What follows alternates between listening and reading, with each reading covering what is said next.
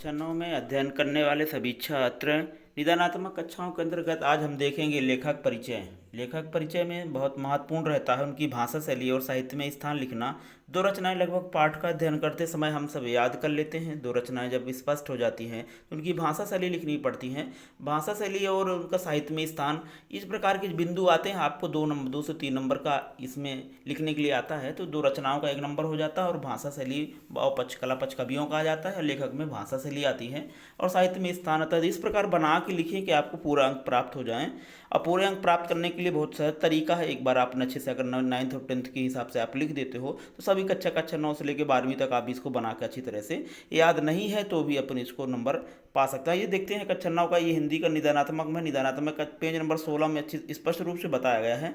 इसको देख लीजिए और अगर आप बन जाता है तो इस प्रकार अच्छे से लिखेंगे जिससे पूरे अंक प्राप्त हो जाएं। इसमें लेखकों का परिचय, उनके भाषा शैली लिखने के 4-5 शैली ही तरीका है। इसमें अभी हम आप लोगों को निबंध लिखना, एप्लीकेशन लिखना, ये सारे तरीके आपको समझा चुके हैं। सारे वीडियो पड़े हुए हैं, जिनको देखना है तो अच्छी तरीके से देख करके अच्छे अंक प्राप्त कर सकते हो। निबंध किस प्रकार लिखना है, निबंध का तरीका, और ये निबंध क्या है, गद्य की मुख्य विधाएं, गौण विधाएं, ये इसमें से प्रश्न आता है। कक्षा 9 के बच्चे अच्छी तरह से देखेंगे। अंतर की वीडियो अलग से डली हुई है। कहानी, उपन्यास और एकांकी नाटक, इन्हीं में से प्रश्न आना है। 2-2 नंबर के प्रश्न आते हैं क्योंकि बूंद बूंद से घड़ा भरता है, इसलिए हम लोग सबके याद रखेंगे, सभी बिंदुओं को अच्छे से याद करेंगे। देखिए, जब भी कवियों का, लेखक का परिचय लिखेंगे तो उनकी शैलियों का लेखक में खासकर स्पष्ट रूप से लिखेंगे।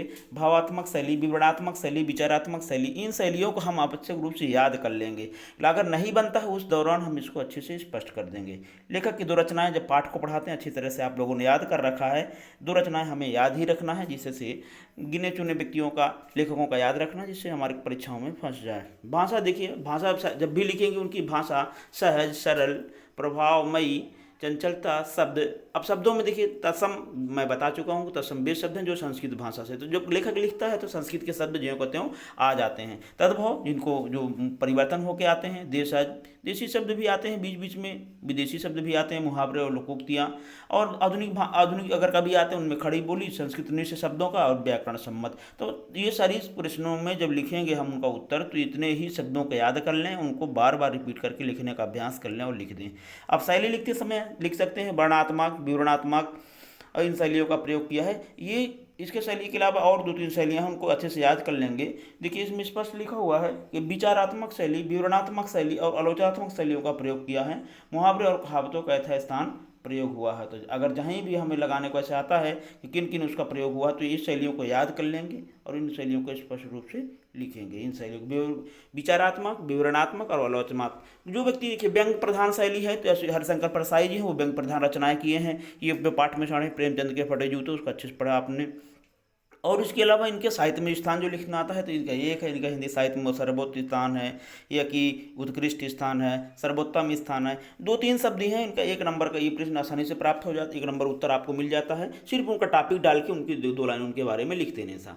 अगर वो कथाकार हैं, तो उपन्यास सम्राट हैं, तो उनके बारे में प्रेमचंद जी के बारे में बता के लिख देना। छायावाद के जयशंकर प्रसाद जी हैं, निराला जी हैं, अगर उनका लिखना है। महादेवी वर्मा जी का आता है तो उनके भी बना के हमें यही लिखना कि हिंदी, आधुनिक हिंदी साहित्य में प्रमुख प्रतिभा के धनी साहित्यकार हैं, या इनका हिंदी साहित्य में महत्वपूर्ण स्थान है। इस प्रकार बना के लिखेंगे। और उनकी भाषाओं में इस शब्द को लिखते समय जरूर आप नहीं भूलेंगे कि तद्भवतः समदेशी विदेशी शब्दों का यथासंभव प्रयोग हुआ।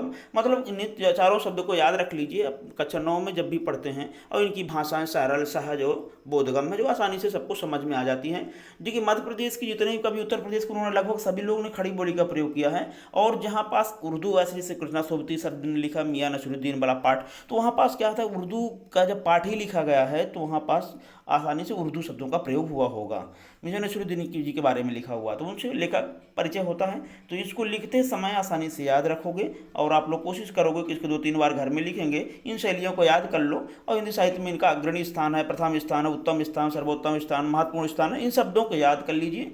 4-5 शब्द ही उनको बना के अच्छे तरीके से लिखना, जिससे आपको अच्छे से अंक प्राप्त हो जाएं। चलिए, मिलते हैं अगले वीडियो में, तब तक धन्यवाद।